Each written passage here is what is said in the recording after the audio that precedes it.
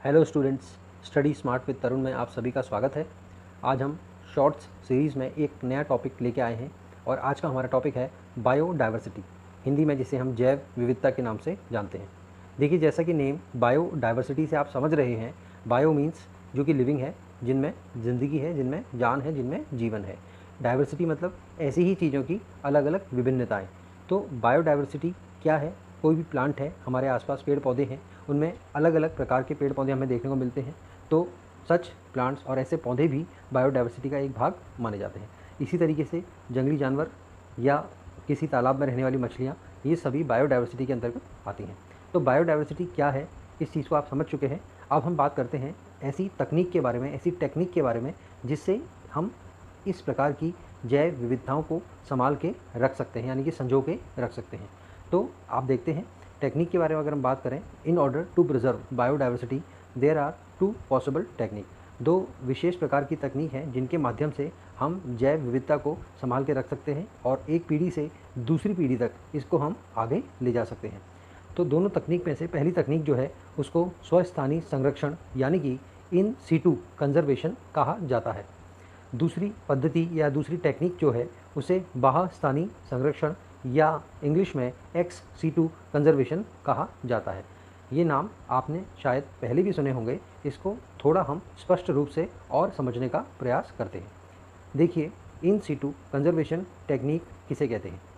आप जानते हैं कि कोई शेर है, लायन है, अगर हम बात करते हैं, या कोई एलिफेंट है, हाथी है, तो वो वास्तविक रूप से उसका जो घर है, उसका जो निवास स्थान है, वो कहाँ होता है? जंगल में ही होता है।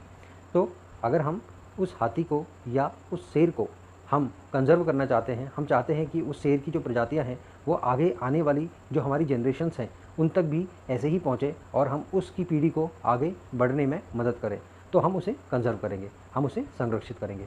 तो अगर हम ऐसे हाथी या ऐसे शेर को हम संरक्षित करते हैं, कहाँ पे? जहाँ उसका निवास स्थान है, यानी कि शेर कहाँ रहता है? जंगल में। हाथी की बात करते हैं, वो कहाँ रहता है? जंगल में। तो अगर हम उसके जो लिविंग प्लेस है, जहाँ उसका निवास स्थान है, अगर उसी स्थान पर हम उसका संरक्षण करते हैं, यानी कि उसका कंजर्वेशन करते हैं, तो ऐसी टेक्निक को इन सीटू कंजर्वेशन कहा जाता है।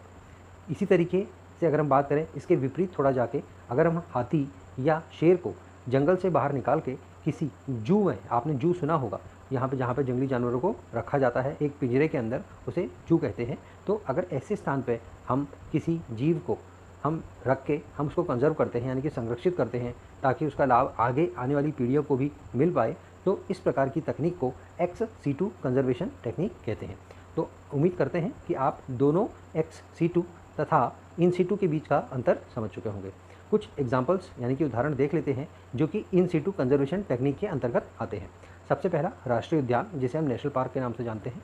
दूसरा अभ्यारण्य, जिसे हम सेंचुरीज़ कहते हैं। तीसरा नेचुरल रिजर्व, जिसे हम प्राकृतिक भंडार कहते हैं। और चौथा अगर हम बात करते हैं रिजर्व ऑफ द बायोस्फीयर, यानी कि जीव मंडल के भंडार। इसके अलावा सेक्रेड ग्रूव्स, यानी कि पवित्र उपवन। ये सभी जो उदाहरण हैं, ये सभी एग्जाम्पल्स जो हैं इन सीटू कंजर्वेशन टेक्निक के हैं। कुछ एग्जाम्पल देख लेते हैं एक्स सीटू कंजर्वेशन टेक्निक का। इसके अंतर्गत क्या क्या आता है? जैसे कि एक्वेरियम्स, आप जानते हैं मछलियों का निवास स्थान वास्तविक रूप से क्या होता है?